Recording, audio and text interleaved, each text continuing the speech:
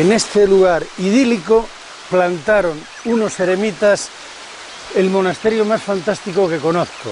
El agua, la roca, las celdas, el lugar religioso. Esto era el claustro del monasterio. ¿En qué época estamos? Al principio de la Reconquista, siglo IX, siglo VIII, siglo X.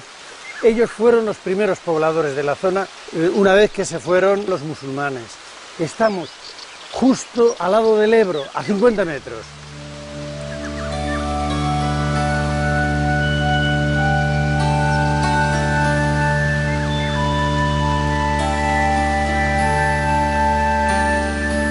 Estamos en la comarca burgalesa de las Merindades, que se extiende por todo el norte de la provincia. Los monjes que fueron de los primeros repobladores de esta zona se establecieron al comienzo en eremitorios, generalmente excavados en la roca y situados en lugares apartados y muy bellos. Es el caso de este de San Pedro de Argés, situado también a orillas del Ebro, del que se conserva parte de su iglesia rupestre, donde los anacoretas se reunían para los oficios religiosos.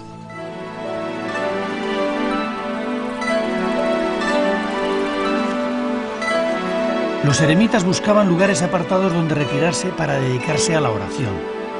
Ellos fueron los primeros que volvieron a habitar estas desiertas tierras burgalesas, deshabitadas después de que los musulmanes se replegaran hacia el sur en busca de zonas más favorables para el cultivo. Esta es la razón por la que en esta comarca de las Merindades hay tanta abundancia de eremitorios, iglesias rupestres y necrópolis excavadas en la roca.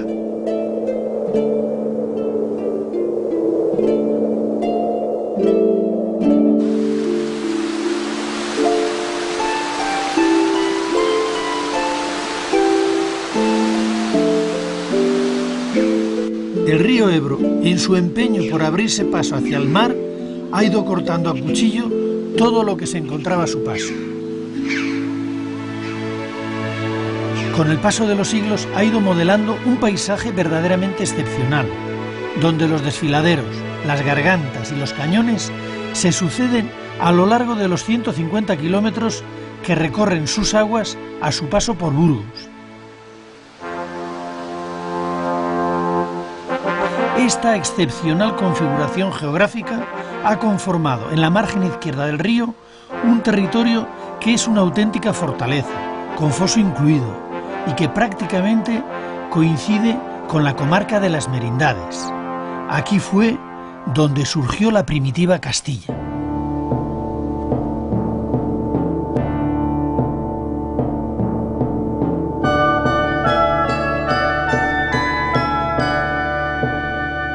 La repoblación de esta zona situada entre el Ebro y la cordillera Cantábrica comenzó a mediados del siglo VIII, en tiempos de Alfonso I, rey de Asturias. Fue después de que los musulmanes que la habían ocupado anteriormente se retiraran hacia las tierras llanas de la meseta. Simplificando, podríamos decir que los eremitas fueron los primeros en llegar. Después vinieron los campesinos cántabros y vascones a repoblar la zona. Llegaban del otro lado de las montañas, por eso les llamaban foramontanos. Para entonces, los ermitaños ya habían levantado pequeños monasterios. Inmediatamente después llegan los caballeros a establecerse en la zona. Y es entonces cuando se establece una perfecta división del trabajo. Los monjes, desde los monasterios, se encargan de dar cobertura y ordenar la repoblación. Entre otras cosas, legalizan la ocupación campesina de las tierras de nadie, lo que se llamó las presuras.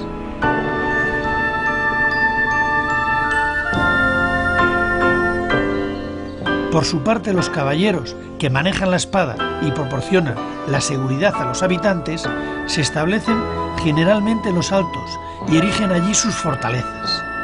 Desde lo alto vigilan los caminos y defienden a quienes trabajan en el llano. Esto que ven a mis pies es el desfiladero de la Horadada, por el que discurre el Ebro. Era el paso natural entre las Merindades y la meseta. Para los cristianos que vivían en los valles de las montañas de la cordillera Cantábrica y de la gran explanada del Alto Ebro, era fundamental controlar los pasos hacia la meseta donde dominaban los musulmanes. Por eso situaban como en este caso, una fortaleza defensiva, la fortaleza de Tedeja, para evitar las incursiones y las razias que hacían los musulmanes que dominaban las tierras llanas.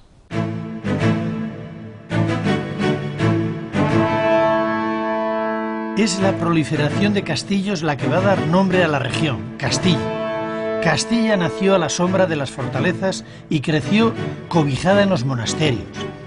Ellos fueron su centro vital. En ellos se organizó el trabajo y la vida social y política de esta tierra. En este solar 15 días contados del mes de septiembre del año 800 del nacimiento de Cristo, al dictado del abad Vítulo, el notario Lope escribió por primera vez el nombre de Castilla. Fue en la escritura fundacional del monasterio de Taranco, situado en este lugar. De él no queda nada porque ha desaparecido, solamente la iglesia da testimonio de la iglesia que hubo antaño. El origen de las merindades data del siglo X. Tras la proclamación de Castilla como condado independiente del Reino de León, el conde Fernán González procedió a organizar administrativamente la zona para su buen gobierno.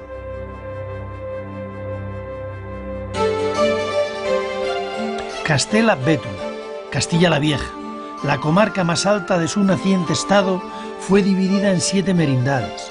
Cada merindad era un territorio tutelado por un noble, el merino, que en nombre del rey gobernaba y ejercía la justicia.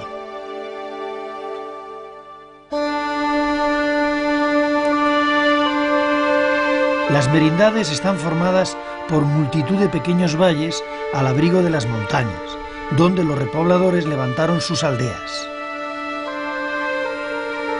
De las construcciones edificadas en los siglos XI y XII, todavía se conservan más de 150 testimonios románicos.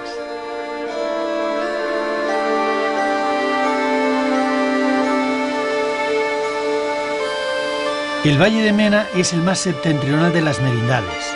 En él comenzaron las primeras repoblaciones bajo la protección del monasterio de Taranco. Ya desde la época romana tuvo este valle importancia geopolítica, por ser el paso natural entre los puertos del mar Cantábrico y la meseta. En la Edad Media fue un camino secundario para los peregrinos a Santiago de Compostela, que enlazaba el camino de la costa vasca con el camino tradicional del interior.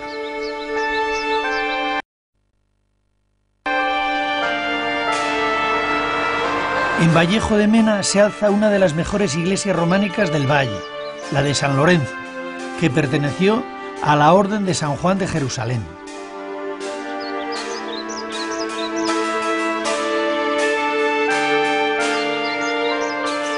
Lo que más llama la atención de esta iglesia es su ábside monumental, de forma pentagonal y muy recargado de columnas, que choca con la tradicional austeridad del románico castellano. Esta iglesia se construyó en 2 fases. En la primera se levantó el ábside y en la segunda la nave. Quizás lo que sucedió es que se vieron en la necesidad de sustituir el ambicioso proyecto original por otro más asequible para sus posibilidades.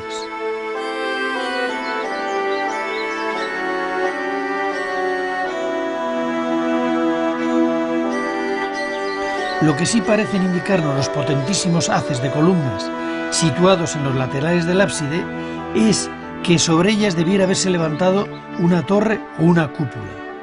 Y otro dato significativo: cada una de estas 2 fases está realizada por un taller diferente.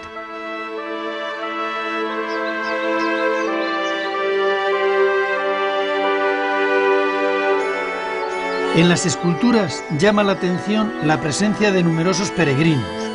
Es la prueba del gran impulso que en este tiempo cobraron de nuevo los caminos secundarios y costeros de la ruta jacobea. En un capitel del interior se puede ver a un grupo de personajes embarcados que algunos identifican como peregrinos que se dirigen por la ruta marítima hacia Santiago.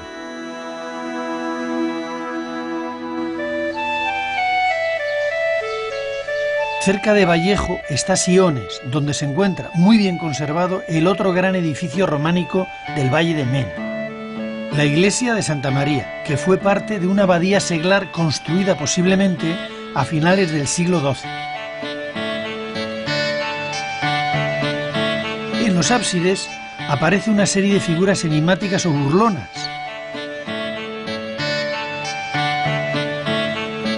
Esta extraña iconografía resulta sorprendente e insólita.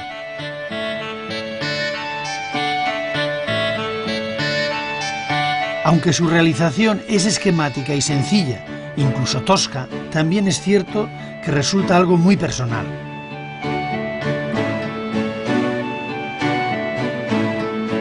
Parece que estas figuras fueron realizadas por unos canteros que extendieron su área de trabajo por las iglesias del norte de Burgos, entre ellas la de Vallejo de Mena que hemos visto anteriormente. En el interior de la iglesia de Santa María, lo más original del edificio son el presbiterio y dos pequeñas capillas situadas a los lados del falso crucero. En estas capillas hay dos relieves que tienen al diablo como protagonista. Uno representa a Santa Juliana luchando con el demonio y tirándole de los pelos.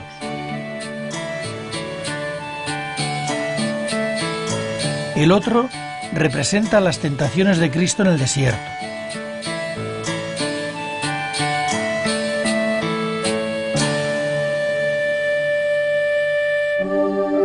Esta es la iglesia de la pequeña aldea de El Vigo.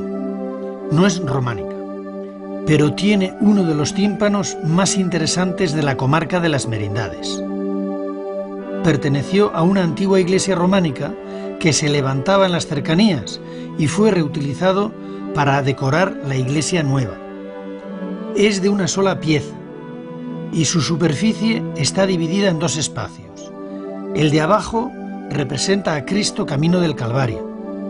El de arriba describe la visita de las Tres Marías al sepulcro de Cristo ya vacío, guardado por dos soldados que yacen en tierra. Lo asombroso es cómo se doblan sus cuerpos para adaptarse a la curva del marco.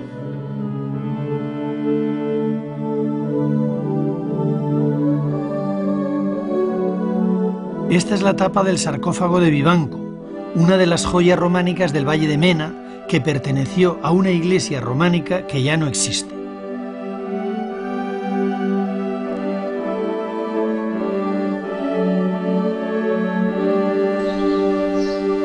Fíjense cómo se encontraba la iglesia de San Pelayo de Állega hace unos años. Afortunadamente, así es como está ahora, cuando hemos vuelto. Nos alegramos de que la restauración haya impedido que se viniera definitivamente abajo. La iglesia tiene un tímpano muy bien conservado y muy llamativo, por lo esquemático. Tiene dos leones, uno de ellos se come a un pobre desgraciado. El otro es reducido por un forzudo. En el centro, unas figuras con las manos en el regazo esperan quizás probar suerte con el león. Unos ángeles contemplan desde arriba toda la escena. Valle de Valdivielso, al sur de las Merindades. Por aquí discurría uno de los caminos medievales con mayor historia y tradición de toda Castilla, el Camino del Pescado. Se llamaba así porque era la ruta por la que llegaba a la meseta castellana el pescado de los puertos del Cantábrico. El pescado era transportado a lomos de mulas, en serones llenos de nieve. Todavía se conservan algo más de 2 kilómetros de su calzada, la que parte del pueblo del Almiñé y sube al puerto de la Mazorra. No se sabe si el origen de este camino es romano o medieval.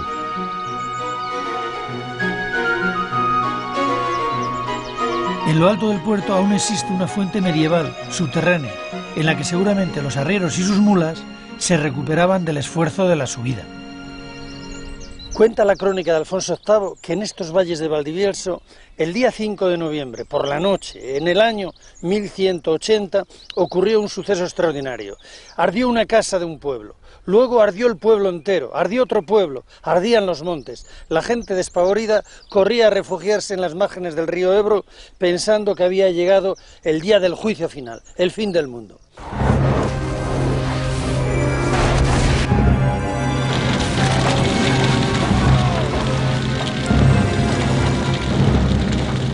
Ocurrió sencillamente que con toda probabilidad que había caído una lluvia de meteoritos. Parece ser que el fuego tardó 8 días en apagarse.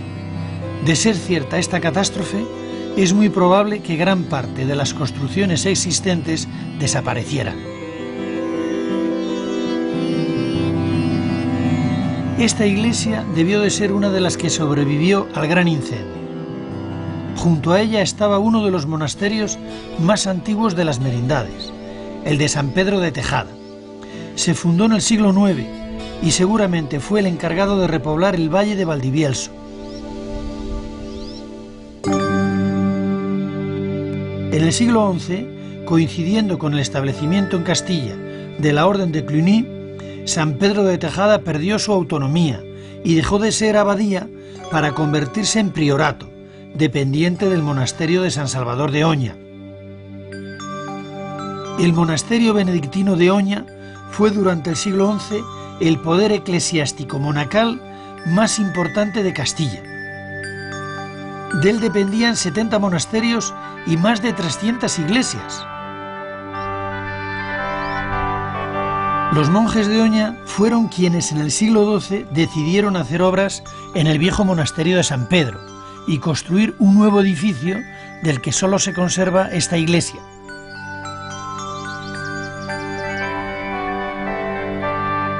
La iglesia de San Pedro de Tejada es uno de los edificios más significativos de las Merindades. Su modelo fue copiado por otros talleres en construcciones posteriores. Lo que más llama la atención a primera vista es la ubicación y el tamaño de la torre campanario.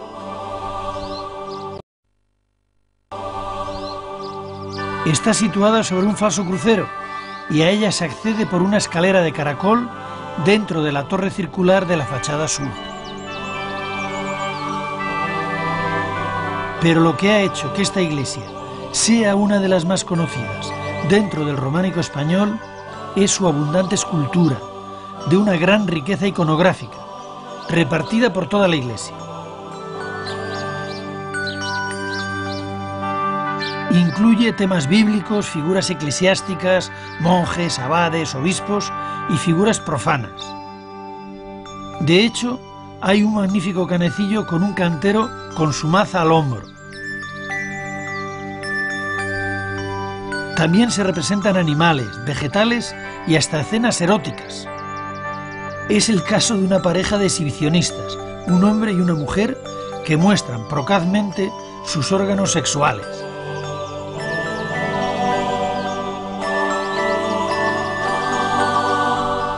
Los temas bíblicos están situados alrededor de la portada principal.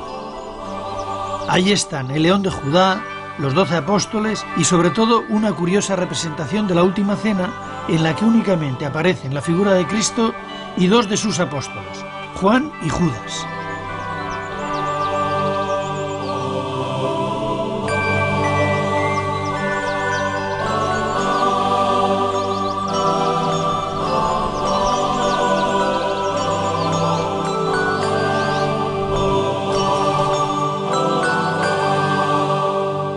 Esta iglesia de San Pedro de Tejada también tiene su leyenda. Cuenta esta que hubo una gran peste hace muchos años y los monjes caritativos bajaban al pueblo a atender a los pestilentes y uno tras otro se fueron contagiando. Unos enterraban a los otros, los monjes, hasta que el último, no teniendo nadie que le enterrara y viendo llegar la muerte, cavó su propia tumba. En ella le encontraron los vecinos del pueblo cuando subieron a ver qué ha sido de los monjes. Encontraron que todos habían fallecido. De ahí nace la leyenda que dice que aquellos fueron los últimos monjes que habitaron el monasterio de Tejada.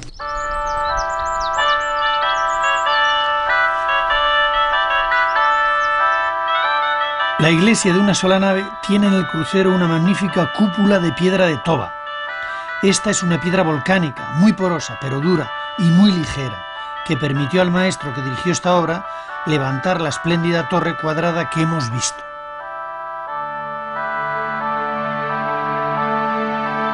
En el mismo valle de Valdivielso hay dos iglesias que fueron construidas al estilo de la de San Pedro de Tejada. Una de ellas está en el Almiñé, que posiblemente fue construida después del gran incendio.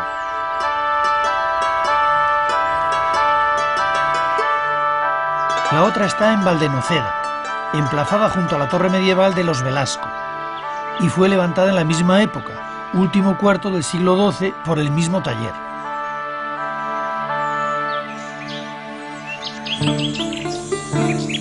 A la entrada del valle de Manzanedo, situado en un altozano, se encuentra San Martín del Rojo, un pueblo a punto de desaparecer si no fuera por la tenacidad de su único vecino, el señor Manuel, que en compañía de sus perros continúa manteniéndolo vivo. Su única iglesia es un ejemplo de la belleza, la sencillez y la auténtica expresión del románico rural.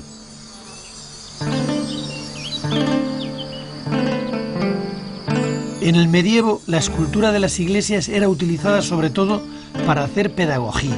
En una época en la que leer y escribir era privilegio de muy pocos, la forma más rápida de adoctrinar a los fieles era a través de las imágenes. En esta iglesia, justo en la decoración de su portada, podemos ver un ejemplo muy gráfico de lo que les esperaba a los pecadores atrapados por sus vicios. Serían arrastrados por el demonio, encadenados unos a otros hasta el mismísimo infierno.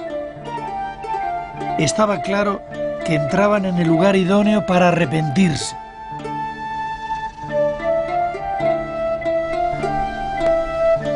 Quizás huyendo del demonio, los vecinos del otro barrio de San Martín, los de Quintana, hace ya muchos años que decidieron irse.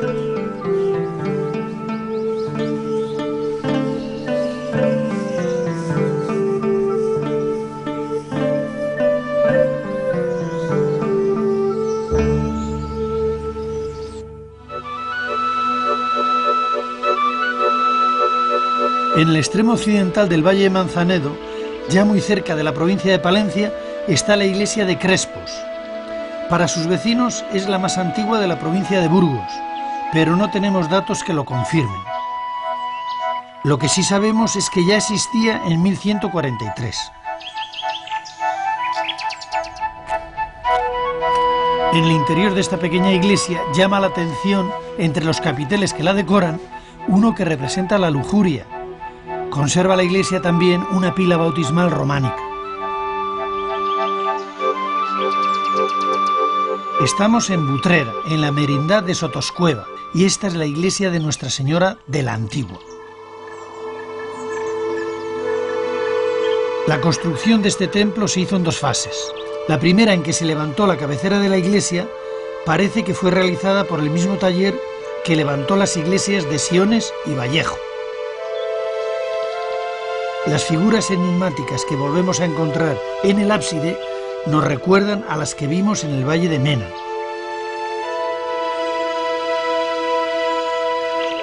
Es en la segunda fase cuando se construyó el resto de la iglesia, que tiene una planta muy cercana a la cruz griega, de ahí su gran volumen constructivo.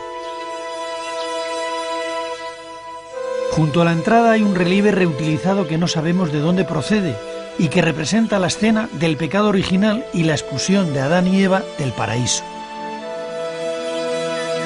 En el interior, empotrada en un muro, descubrimos una de las epifanías más bellas de todo el románico español.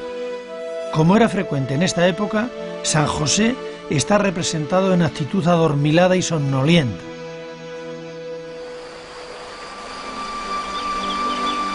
Siguiendo el curso del río Nela hacia Villarcayo y ya en la merindad de Castilla la Vieja está el pueblo de Escaño. Para algunos especialistas en arte románico, esta es la iglesia más antigua de las merindades. Según ellos, se habría levantado también en dos fases. La primera, de finales del siglo XI, correspondería a las partes construidas con sillería de toba, la cabecera y la nave. En la segunda fase, un siglo después, se le añade la torre al estilo de la de San Pedro de Tejada.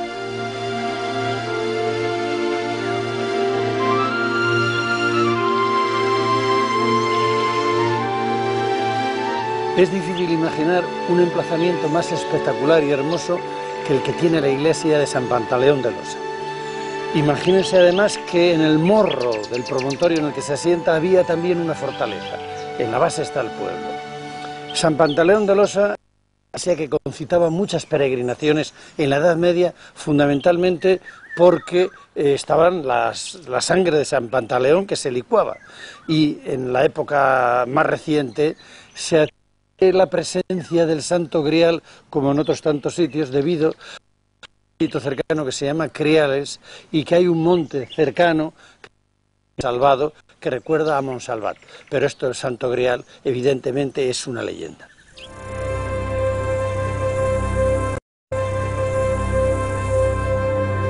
Al acercarnos a la iglesia, llama la atención lo extremadamente corta que es la nave y la acentuada desproporción de alturas entre el ábside y la fachada.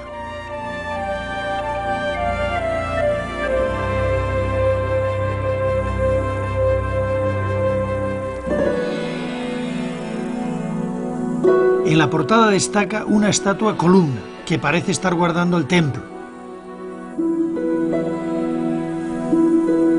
La otra columna está recorrida por un zigzag que parece un rayo. Es muy curiosa la decoración del bocel de una de las arquivoltas. Dentro de él están encerradas, como si estuvieran presas, una serie de figuras de las que solo se ven las cabezas y las piernas.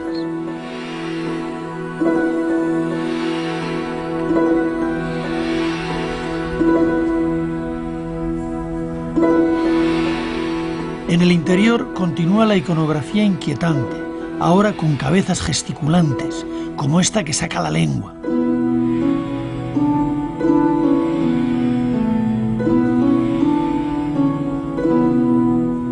No cabe duda de que el emplazamiento y los temas escultóricos de su decoración han ayudado mucho a que desde siempre la iglesia de San Pantaleón fuera considerada un lugar esotérico.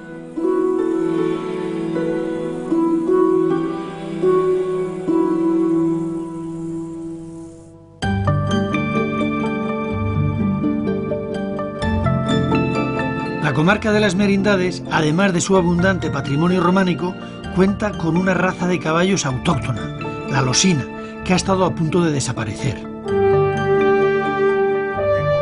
Un grupo de entusiastas de su tierra crearon hace unos años en Quincoces de Yuso una asociación, el Bardojal, para recuperar y consolidar la pervivencia del caballo losino.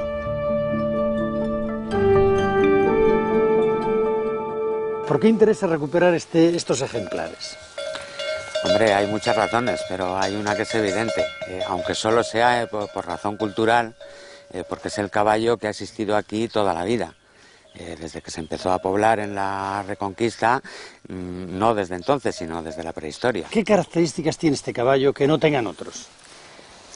Bueno, en primer lugar es un pony, entendiendo como pony caballo de menos de 1,48 de alzada, o sea, no un caballo enano, sino decir que no es grande, no es como el español o el inglés. Es un caballo, tienen de típico tanto el losino como todas las razas del norte, el potoca, el asturcón, su color, son siempre negros. Pueden tener manchas, una estrella, un lucero, pero la capa siempre es negra.